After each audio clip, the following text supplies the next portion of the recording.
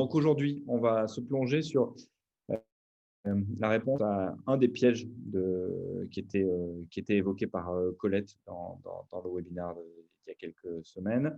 Et Colette nous disait, bon, ben, comment on fait pour éviter les gros blocages de projets avec des projets qui avancent pas ou qui avancent trop lentement, ou des équipes qui se démotivent, qui se fatiguent sur des sujets d'innovation parce qu'il y a des stops, des go, des stops, des go, des blocages, etc.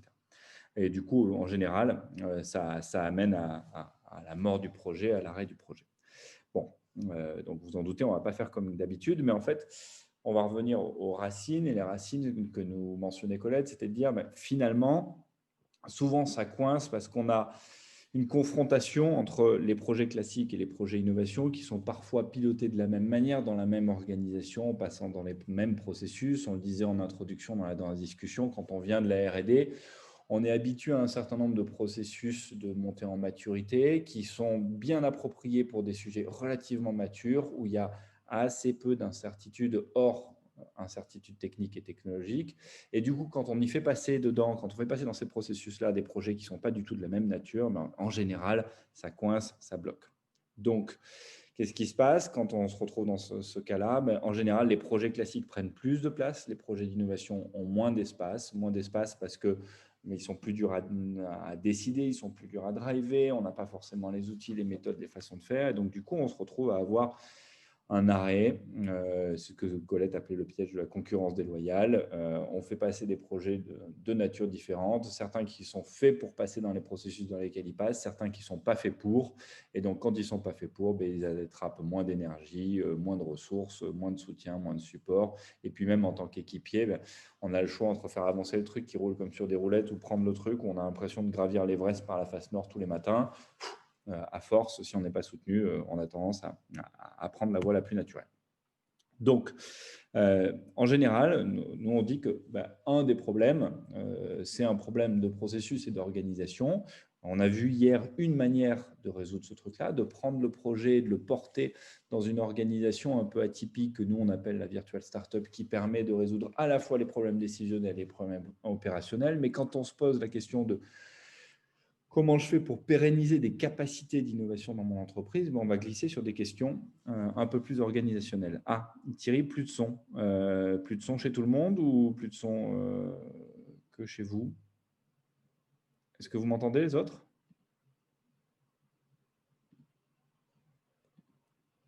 Ah, toujours bon pour... Ok, bon. Donc du coup, je continue. Vous hurlez si ça marche pas. Bienvenue, Michel. Du coup, ouais, la question, c'est quand on veut pérenniser ses capacités dans l'entreprise, qu'est-ce qu'on fait et qu'est-ce qu'on peut faire pour qu'on construise une organisation qui va permettre au projet d'innovation de vivre et de bien fonctionner à l'intérieur. Bon, en général, si on revient sur le point de départ, la situation quand on a un déficit d'organisation pour les projets d'innovation, en tout cas une organisation qui n'est pas complètement appropriée, on a le sentiment que on n'est pas en maîtrise complète. On a le sentiment parfois d'être dépassé, d'avoir des projets qui n'avancent pas comme on voudrait, etc., d'être en réaction plus qu'en anticipation. On se retrouve à courir après des projets en last minute parce qu'on se rend compte qu'on est en retard sur nos marchés, sur nos compétiteurs, etc. On va avoir parfois une multiplicité d'acteurs ou de dispositifs qui font de l'innovation, mais qui ne sont pas forcément bien coordonnés ou parfois plus ou moins redondants et parfois pas complètement spécialistes du truc. Ça peut être des labs, des actions d'open innovation, des équipes digitales, des actions d'entrepreneuriat, de l'appel à idées, des hackathons, des machins. Il y a plein de trucs qui existent, mais ce n'est pas forcément très aligné. Qu'est-ce que ça donne? Ça peut donner aussi des investissements gâchés dans des projets d'innovation qui aboutissent rarement ou qui échouent pour de mauvaises raisons. Et puis des équipes qui se battent au quotidien pour faire exister des projets d'innovation dans des structures qui ne sont pas faites pour les porter. Et donc, c'est souvent un peu compliqué. Donc, on a parfois l'envie de s'organiser pour du long terme, pour que ça marche, mais on ne sait pas comment faire. Donc, les grandes questions, les enjeux, c'est en fonction de quels paramètres on va construire une organisation pour l'innovation. Quelles sont les activités essentielles à mettre en place? Comment on les articule? Comment on articule notamment des activités, des initiatives bottom-up et puis une innovation plus centralisée, type ambition d'innovation, comme on a vu dans le premier webinaire. Quand est-ce qu'on va développer en interne? Quand est-ce qu'on va développer en externe? comment on s'assure du retour sur investissement des actions d'innovation. Et donc, c'est un peu toutes ces questions-là qu'on va aborder aujourd'hui dans la présentation de nos approches sur comment créer, mettre sur pied ou remettre sur pied ou réaffiner une organisation pour l'innovation dans une entreprise. Donc, si on reprend notre vision de la machine à innover en se disant, bon, ben, nous, on cherche à faire fonctionner quelque part une fonction innovation au global, peu importe par qui elle est portée dans l'entreprise, mais donc on va avoir un certain nombre d'activités à mener, des activités d'exploration, comme on a vu dans le webinaire autour de ces cas, des activités d'assess, donc de réduction d'incertitude, comme on a vu hier, l'activation, dont on parlera par la suite, et tout ça va devoir s'asseoir sur, malgré tout, une forme d'organisation. Qui fait quoi, quelles sont les ressources, à quel endroit elles sont, etc. Et là, aujourd'hui, du coup, on va beaucoup discuter de c'est quoi l'organisation sous-jacente, ou en tout cas, c'est quoi notre façon d'aborder cette question de l'optimisation de l'organisation pour l'innovation. Comme d'habitude, hein, vous posez vos questions au fur et à mesure. L'enjeu, ça va être du coup de créer des bonnes conditions, à la fois ressources, gouvernance, compétences, qui vont bien pour que les projets d'innovation soient correctement protégés et qu'ils arrivent à avancer en parallèle d'une structure d'exploitation qui est le mode nominal de fonctionnement de l'entreprise et qui a tendance à absorber toutes les ressources, tous les projets, tout ce qui se passe au quotidien. Donc, nos approches là-dessus, et ça c'est ce que vous avez présenté Colette, c'est deux choses, Virtual Startup d'un côté et Innovation Builder. Et Virtual Startup, on en a un peu parlé hier.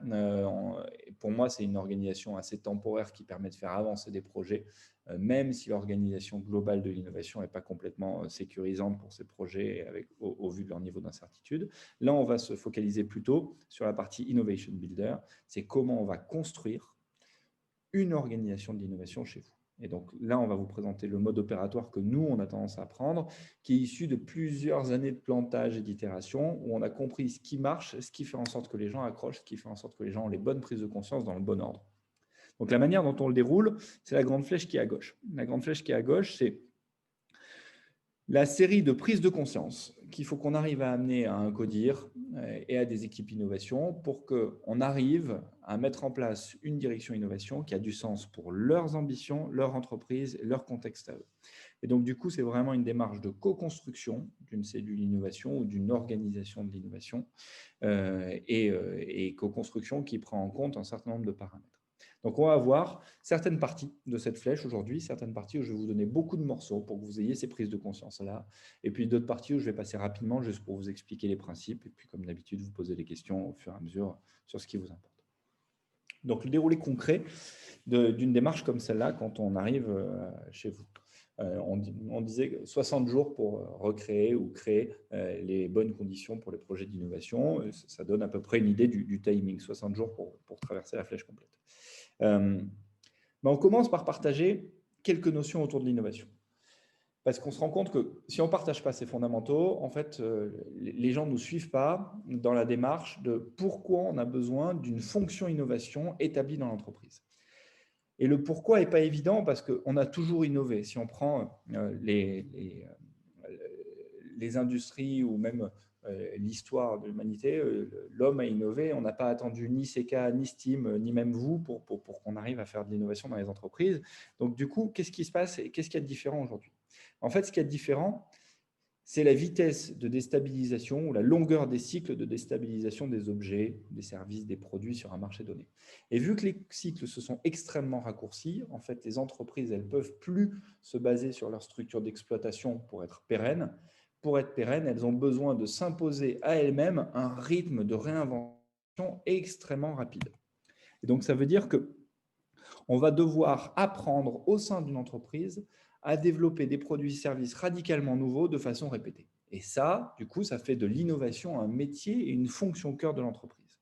Et donc, ça fait coexister dans l'entreprise les enjeux de l'exploitation, délivrer l'offre courante de l'entreprise le mieux possible avec une amélioration continue, et les enjeux de l'innovation, préparer le futur de l'entreprise, qui sont du coup des sujets vachement plus flous, des incertitudes qui concernent à la fois les bénéfices marchés, la faisabilité technique, la viabilité du modèle, pour lesquels de toute façon on n'a pas les compétences et pour lesquels, en plus, dans une entreprise qui n'est pas encore structurée on n'a même pas les processus pour les porter. Donc, c'est des activités relativement orthogonales avec un potentiel d'interférence hyper élevé. Un potentiel d'interférence au sens où, si on les laisse cohabiter, la probabilité que l'exploitation mange tout dans le quotidien, elle est extrêmement forte. Donc, du coup, si, alors j'aime bien cette image, on l'utilise souvent. Si on regarde l'écart entre l'exploitation et l'innovation de manière un petit peu caricaturale, on a toutes les équipes qui sont en train d'avancer parfois dans un marché qui est en train de se transformer, où du coup les produits sont plus complètement adaptés, où du coup l'offre est plus complètement adaptée, et où malgré tout, on tire, on cravache, on fait avancer le chariot. Et il y a quelqu'un à côté qui est là en train de dire, oui, mais vous savez, on pourrait peut-être faire complètement autrement. Et malgré le fait que l'idée soit peut-être intéressante, bah, sur le papier, notre boulot, c'est quand même de faire avancer le chariot. On n'est pas spécialement intéressé par vos machins que vous apportez là. Et donc, du coup, ça se retrouve très souvent dans l'entreprise. Et on retrouve souvent des responsables d'innovation dans des entreprises qui ne sont pas encore suffisamment structurées, suffisamment organisées pour que l'innovation soit portée de manière collective, suffisamment alignée, pour que ça ne soit pas douloureux, qui sont épuisés de ramener en permanence des trucs que l'entreprise ne prend pas. Donc, pour parler d'innovation, on va avoir besoin de revenir sur quelques notions qu'on a déjà vues dans les webinaires précédents, mais on va avoir besoin de parler collectivement un langage commun sur quel type d'innovation on va adresser. On voit que si on prend ces matrices-là, qui sont des matrices que nous, on utilise très régulièrement sur la quantité de renouvellement de l'expertise de l'entreprise sur un axe et la transformation de la proposition de valeur sur l'autre axe, on se rend compte qu'on peut catégoriser dans plein de cases des innovations. Et si on y va de manière un peu bourrine, on pourra appeler les innovations incrémentales, celles qui sont en bas à gauche, les innovations majeures, celles qui sont en haut à droite, et les innovations substantielles, celles qui sont un petit peu au milieu. Il y a plein de vocabulaire pour décrire ça. Il y en a qui parlent de radical pour les trucs très loin. Il y en a qui parlent d'adjacence pour celles qui sont pas loin du coin en bas à gauche, de cœur business ou de corps pour celles qui sont tout à fait en bas à gauche. Peu importe le vocabulaire qu'on va employer, ce qui nous importe là, c'est qu'il faut avoir la prise de conscience qu'on a des types d'innovation assez différents. Et une fois qu'on a ça, ben, on voit qu'il y a des degrés de nouveautés différents et des types de nouveautés un peu différents, et que la raison d'être d'une cellule d'innovation va pouvoir être assez variable en fonction de là où on se situe. Hop, je passe rapidement. Hop. Ça, on peut le passer. Donc, du coup, faire de l'innovation, qu'est-ce que ça veut dire pour une entreprise établie? Ça veut dire au niveau stratégique, prioriser les investissements vis-à-vis des enjeux de l'entreprise et les prioriser correctement. C'est-à-dire pas toujours que du court terme, mais pas que du long terme non plus, pas n'importe quel long terme qui sert bien les enjeux, et décider sur les projets le plus rapidement possible dans un contexte hyper incertain.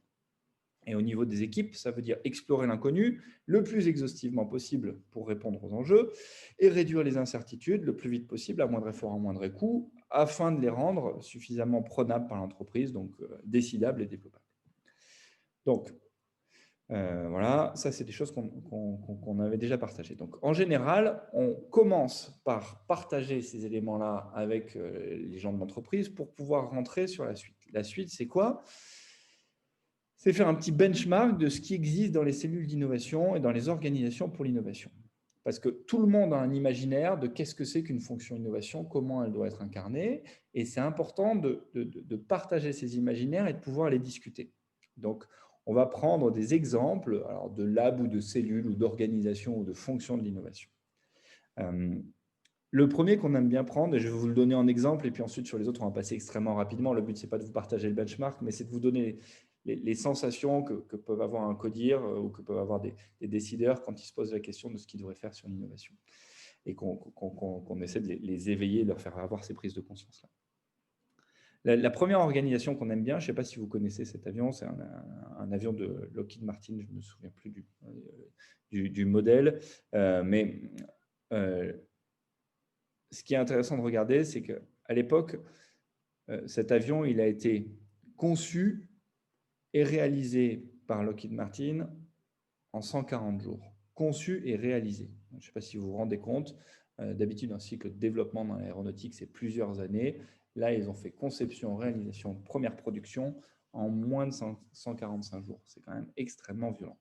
Et donc, du coup, c'est resté dans l'imaginaire collectif une des cellules d'innovation emblématiques. C'est les Skunk Works de Lockheed Martin, drivés par Kelly Johnson à l'époque, et qui a dicté plein de principes organisationnels pour faire des cellules d'innovation hyper efficaces. Alors, du coup, on s'en sert pour aller creuser un petit peu la mission, les caractéristiques clés de sa cellule, qu'est-ce qu'ils ont fait, comment ils travaillaient, quels étaient le type d'innovation sur lequel ils focalisaient et où est-ce qu'ils allaient bosser, dans quelle partie de la matrice ils allaient bosser, quelle était la gouvernance de la cellule, les règles de pilotage, les budgets, les équipes, etc. C'est des choses qui sont assez bien documentées, les compétences en présence, etc., etc., etc. Et du coup, on utilise ça pour regarder à la fois les forces et les limites de ce type d'organisation. Et là, on le fait sur le Skunkworks, mais on va le faire sur plein d'autres organisations. On va regarder ce qui se passe dans d'autres industries, par exemple le lab de chez Legrand, le tech shop des ateliers Leroy Merlin, le LCI de chez Renault, la Moonshot Factory de Google X, etc. Et tout ça, ça nous permet de mieux comprendre comment des cellules innovation ou des organisations pour l'innovation existent dans des entreprises et à quoi elles s'adressent. Et comprendre en fonction de ce à quoi elles s'adressent, quelles sont les caractéristiques clés qu'elles vont avoir au sein de ces entités-là. Et on va pouvoir en discuter, rentrer dans les détails, aller chercher des exemples qui sont plus près de vos industries à vous, plus loin pour s'ouvrir les chakras, aller regarder un petit peu sur ce qui se fait autrement. Et du coup, on va pouvoir aller chercher aussi les éléments communs de ces organisations-là. Bon, ce qu'on voit, c'est que globalement, il n'y a pas un modèle unique. Ça dépend vachement de qu'est-ce qu'on cherche à faire et à quel objectif répond cette fonction innovation ou cette cellule innovation si ça doit s'incarner dans une cellule. Mais ce n'est pas toujours le cas quand on fait le benchmark. On voit que la plupart du temps, il y a quand même quelques éléments communs sur les équipes. On retrouve des équipes cross-disciplinaires, on retrouve, pour tous ceux qui jouent sur des innovations majeures, des innovations un peu en rupture, on retrouve un appel aux meilleurs experts au sein de l'entreprise. On a des budgets qui vont être extrêmement variables, qui vont aller de 0,1% à 2% des revenus de l'entreprise. 2% du chiffre d'affaires de l'entreprise, ça commence à être des budgets importants sur de la pure innovation. Et à nouveau, en excluant le développement qui arrive après. Et on voit que à chaque fois qu'on est dans des cas de major innovation, on a un reporting qui est plutôt à très haut niveau. Et souvent, on a des hiérarchies relativement plates dans les équipes pour diminuer les processus et favoriser la vitesse, notamment. Mais le point de tout ça, c'est surtout qu'au final, il n'y a pas une organisation typique de l'innovation qui fonctionne pour tout le monde. Et donc, à la question « quelle est la bonne organisation pour chez moi ?», ben, on a souvent besoin de revenir à qu'est-ce qu'on va chercher à faire et quelles sont vos ambitions d'innovation. Donc, ce benchmark, il nous sert à mettre sur la table le fait qu'il n'y a pas une cellule type, à faire partager à un collectif, que ce soit des opérationnels de l'innovation, des directeurs généraux et un CODIR élargi, une compréhension de toutes les solutions qui existent et toutes les façons de faire qu'on va retrouver dans l'innovation en fonction du type d'innovation, en fonction des cultures d'entreprise, en fonction de ce qu'on cherche dans la cellule, pour pouvoir glisser sur, et du coup, chez vous, quelle ambition d'innovation, qu'est-ce que vous cherchez à faire ? L'ambition, du coup, on a vu tout ça dans le premier webinaire qu'on a fait dans cette série-là. Ça vise à dire, bon, bah, finalement, quelles sont les cases de la matrice dans lesquelles vous voulez vraiment être leader, quelles sont les autres où vous ne voulez pas forcément mettre autant d'énergie avec la même intensité, et du coup, quelle est la typologie d'ambition que vous vous donnez au niveau de l'entreprise ou parfois au niveau de la BU, parfois même au niveau de la ligne produit. Et tant qu'on n'a pas ça, on ne va pas savoir le type d'innovation qu'on va aller chercher. Et vu qu'on ne connaît pas le type d'innovation qu'on va aller chercher, on ne connaît pas forcément les organisations qui sont les plus à même de les penser, de les accélérer et de les mettre sur le marché. Ça va jusque-là? Ça fait sens pour vous? Si vous voulez répondre à l'oral ou par le chat, je suis preneur d'un petit feedback pour savoir si je vous ai perdu ou si je vous ai toujours. Ok, clair, super. Merci beaucoup. Donc, du coup, on continue. La partie après les ambitions, une fois qu'on a fait le benchmark, une fois qu'on a compris qu'il y avait plusieurs types de cellules d'innovation, plusieurs types d'organisations pour l'innovation, qu'il y avait des enjeux probablement très différents et que du coup, il fallait être au clair sur ce qu'on cherchait à faire et qu'on passait nécessairement par cette phase, quelle est votre ambition et quel type d'innovation et qu'est-ce que vous avez comme enjeu chez vous, on va pouvoir glisser sur la partie d'après. La partie qui va plutôt toucher quelque part quel est l'état des lieux chez vous. cartographie des portefeuilles, cartographie des dispositifs en place et culture et rapport à l'innovation chez vous, parmi vos collaborateurs et parmi votre équipe dirigeante. Comment on fait ça? Sur ce dernier point, sur la culture, ça va être des choses assez simples. Ça va être des séries d'interviews, de questionnaires, de discussions avec les différentes parties prenantes de l'innovation, ceux qui la subissent, ceux qui la reçoivent, ceux qui la désirent, ceux qui la décident, pour arriver à comprendre où est-ce que vous en êtes. Est-ce que vous êtes d'accord entre vous? Est-ce que vous avez la même perception? La perception sur le besoin de structurer l'innovation, parfois même la perception sur le besoin d'innover tout simplement, parfois la perception sur le potentiel d'amélioration qui reste dans vos modèles, etc. Et on va être capable de vous donner du coup l'état des lieux, la dispersion des avis, avec la typologie des dispersions. Est-ce que c'est plutôt tout le CODIR qui pense qu'on en est là et toutes les équipes opérationnelles qui pensent qu'on en est là, ou est-ce que c'est tous les gens du commerce qui pensent ou là, on est en retard alors que tous les autres pensent qu'on est bon, etc. etc. Et aussi des positions par rapport à des comparables. Là, je mets moyenne client Steam, mais ça peut être les moyennes des clients Steam, ou ça peut être la moyenne des clients de votre secteur, des gens avec qui on a bossé dans votre secteur, etc., qui permettent de mieux se jauger et de voir où on en est. Et souvent, ça donne des discussions assez intéressantes. Ça va être aussi des discussions sur quels sont les mouvements que vous percevez dans votre environnement. Mouvements en termes de marché, de nouveaux entrants, de risques de disruption, de risques de rupture sur les différents sujets de vos portefeuilles produits ou services, pour arriver à voir si c'est urgent, si ce n'est pas urgent, et quelles sont vraiment les intentions d'innovation ou les besoins d'innover qu'il y a chez vous. Et du coup, tout ça, ça nous donne peu à peu une compréhension, ce style est intéressant, peu à peu une compréhension de où en est la culture, où en sont les attentes d'innovation, quel est le rapport à l'innovation de l'ensemble du CODIR, de l'ensemble des opérationnels, de l'ensemble des gens de l'INNO. Et avec ça, si on revient quelques slides en arrière, du coup, on touche la question de la culture et l'état de perception de l'innovation et de diffusion des approches, des pratiques et des besoins, des attentes d'innovation dans l'entreprise.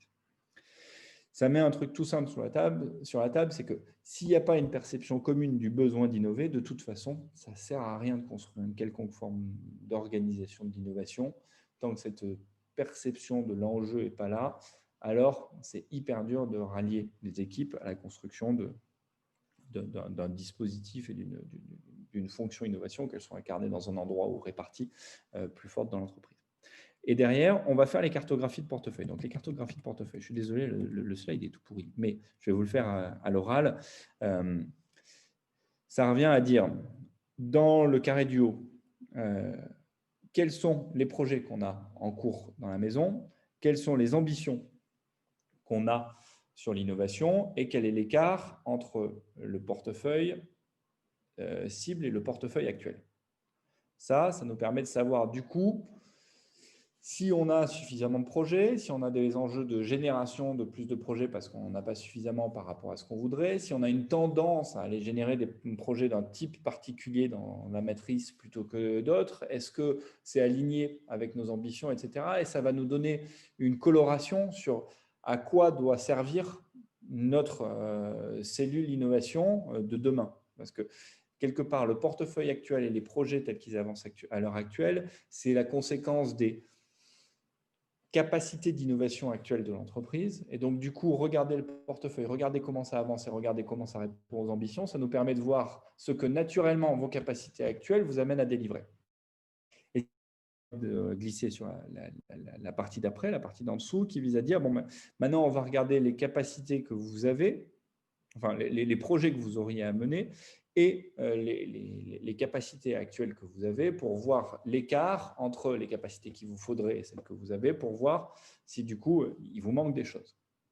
Et donc ça va nous donner aussi une coloration sur finalement quels sont les endroits où il y a dans l'organisation actuelle des patchs à rajouter pour qu'elle fonctionne mieux. Et ça peut être des patchs vraiment au sens de on rajoute quelque chose, ou ça peut être une reconception de la cellule actuelle, du fonctionnement actuel, des instances de gouvernance actuelles, pour qu'on arrive à les colorer, pour que ça réponde mieux aux enjeux qui ne sont pas couverts.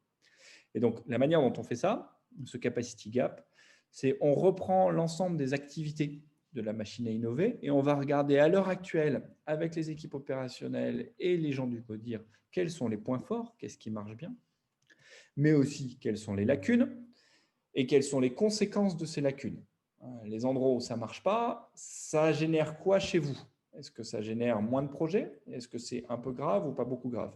Est-ce que ça génère de la lenteur? Est-ce que ça génère du gaspillage de ressources? Est-ce que ça génère des investissements non contrôlés et trop importants dans des endroits où il ne faudrait pas, etc., etc. Et donc, du coup, tout ça, ça nous permet là aussi d'augmenter la prise de conscience des conséquences du non-traitement de cette question de l'organisation de l'innovation. Et ça nous permet aussi de colorer un peu plus finement les endroits où on va devoir bosser. Et donc, les questions qu'on va adresser dans la suite, c'est en termes de gouvernance, qui prend les décisions et qui est en charge de quoi en fonction des activités? Dans les différentes activités, qu'est-ce qui doit être fait et quelles sont les capacités en place? Et puis, en fonction du type d'innovation, les innovations substantielles comme les innovations majeures, quelles sont les ressources qu'on va devoir aller chercher? Voilà. Donc, si on zoome un petit peu sur la gouvernance, en fait, ça nous pose des questions assez simples qui sont, en fonction des cases de la matrice, est-ce que c'est les mêmes décideurs ou est-ce que ce n'est pas les mêmes décideurs? Est-ce que c'est les mêmes porteurs ou est-ce que ce n'est pas les mêmes porteurs? En général, on voit qu'en grand principe, autant on peut arriver à faire porter des innovations substantielles ou des innovations adjacentes par des départements opérationnels, autant les innovations majeures qui remettent complètement en question la proposition de valeur de l'entreprise et ses expertises, c'est extrêmement dur de les faire porter par quelqu'un d'autre que le comité exécutif. Parce que ce n'est plus des questions d'innovation, ça devient des questions de stratégie d'entreprise. Est-ce qu'on veut aller là? Est-ce qu'on veut faire ça? Est-ce qu'on veut incarner ça? Et passer les tout premiers pas qui coûtent quelques milliers d'euros, les décisions deviennent extrêmement complexes si on n'a pas le support du top management. Un exemple de projet substantiel, ça c'est une expérience chez Schmidt, donc qui font des cuisines. Si on prend l'exemple de leur organisation, si on a un facilitateur de l'innovation ou un porteur de l'innovation qui est en dessous des équipes de la direction de développement produit, il sera très bien placé pour porter des projets du type l'amélioration de nos meubles avec peut-être un tiroir qui va être un tiroir réfrigéré pour conserver des légumes, etc. Ça, c'est des trucs qui sont bien des innovations produits et qui peuvent rentrer dans la logique des responsabilités de son département et de sa ligne hiérarchique. Par contre, si on doit repenser de A à Z le rôle des meubles dans l'habitat et que ça, du coup, va amener à des services nouveaux du type accompagnement architectural des collectivités locales ou accompagnement de promoteurs immobiliers, etc., on n'est plus du tout dans ce qui va être la responsabilité d'un directeur du développement produit. Et donc, du coup, pour arriver à mener des projets comme ça, on va être obligé d'aller taper dans des directions, dans des supports et des soutiens qui ne sont pas du tout ceux pour lesquels cette cellule avait été conçue au départ. Deuxième point, quelles sont les activités qui doivent être menées? Du coup, on voit que dans la plupart des entreprises, le processus de développement produit traditionnel, qui en général, on passe d'une idée, mais qui respecte plutôt les compétences de l'entreprise, les business models habituels, etc., à une préétude pour passer en développement avec une décision de go-no-go au milieu. On voit que ça va devoir cohabiter avec une gouvernance à part entière de l'ensemble des activités d'innovation et qui vont elles-mêmes venir alimenter les pipes de développement, mais avec des trucs qui ne sont pas exactement comparables en termes de maturité et d'alignement avec les objets habituels. Et donc, du coup, on va devoir se poser la question de, sur chacune des activités, que ce soit la gouvernance, la génération, l'assess, l'activate, qui les énergise, à quel endroit dans l'entreprise et comment on répartit l'énergisation de ces activités pour que ce soit le plus efficace possible au vu des enjeux d'innovation qu'on a chez nous.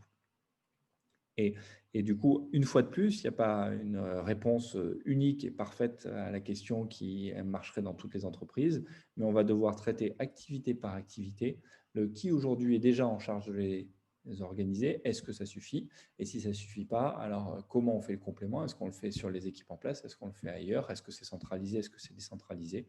Est-ce qu'un rôle de support par le central pour des équipes décentralisées peut être suffisant si les équipes locales ne sont pas totalement autonomes, etc. Donc, on va devoir traiter cette question de qui décide, et c'est ça qu'on adresse dans la fin du processus. Et puis, la question des ressources, elle est à la fois assez simple et assez compliquée. C'est combien de ressources et quel équilibre dans notre portefeuille. Si je dois répartir mon argent pour l'innovation, est-ce que je mets 2 tiers sur des innovations majeures et 1 tiers sur des innovations substantielles, ou est-ce que c'est l'inverse, ou est-ce que c'est 90-10? Et ces 2 tiers, c'est 2 tiers de quoi? C'est 2 tiers de 0,1% du chiffre d'affaires, de 1% du chiffre d'affaires, de 2% du chiffre d'affaires. Sur quel rationnel, au vu de l'état de mon marché, de mes perceptions de risque de rupture de chez moi et de la perception de mon besoin de transformation et du secteur dans lequel je suis. Et donc, du coup, tout ça, c'est ce qu'on adresse dans les questions de la fin, sur la fin de cette flèche. En 60 jours, du coup, nous, on essaie de faire cette prise de conscience du fait que les cellules peuvent être extrêmement variées et les choix peuvent être extrêmement variés, de se réaligner sur l'ambition d'innovation, parce que si on a ça, on ne peut pas faire le boulot, de faire l'état des lieux à la fois culturellement, en perception du besoin d'innover par la base, par les équipes terrain, par les différents départements et par le COMEX, et puis la cartographie du portefeuille et des dispositifs en cours, pour être capable de répondre aux questions qu'on a vues, c'est qui gouverne, qui porte les activités, et quelles ressources on met, quel niveau de ressources, quel type de ressources et comment on les répartit dans l'entreprise. Et avec ça, on arrive en 60 jours à construire un premier draft d'une direction innovation ou d'une fonction innovation, où tout le monde est aligné, et aligné au vu des objectifs qu'on a partagés, au vu des ambitions qu'on s'est données, avec une compréhension commune de tous les types d'innovation vont peut-être pas passer par les mêmes dispositifs, et parfois avec des choix assez forts qui peuvent être, nous, on ne fera pas d'innovation de rupture, ce n'est pas dans nos ambitions et ce n'est pas dans nos enjeux, du coup, notre dispositif, il doit faire ça, et c'est déjà plutôt bien couvert par les dispositifs existants, auxquels on va rajouter une ou deux bricoles pour que ça réponde à la question. Voilà.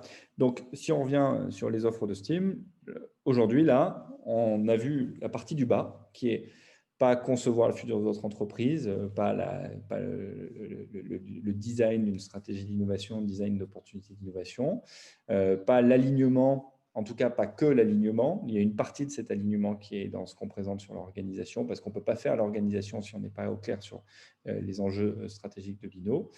Pas l'accélération qu'on a plutôt vu hier, mais plutôt comment je mets en place des capacités pérennes d'innovation dans l'entreprise pour que, quelque part, tous ces trucs-là que nous, on offre chez Steam, vous soyez capable de les faire chez vous de manière répétée dans le temps et que votre entreprise ait au plus haut niveau de la boîte internalisé cette fonction innovation qui est là pour renouveler le futur, la vision, les possibles de l'entreprise et s'appliquer à soi les rythmes de rupture que nos environnements vont nécessairement nous appliquer dans les mois qui viennent si on ne le fait pas.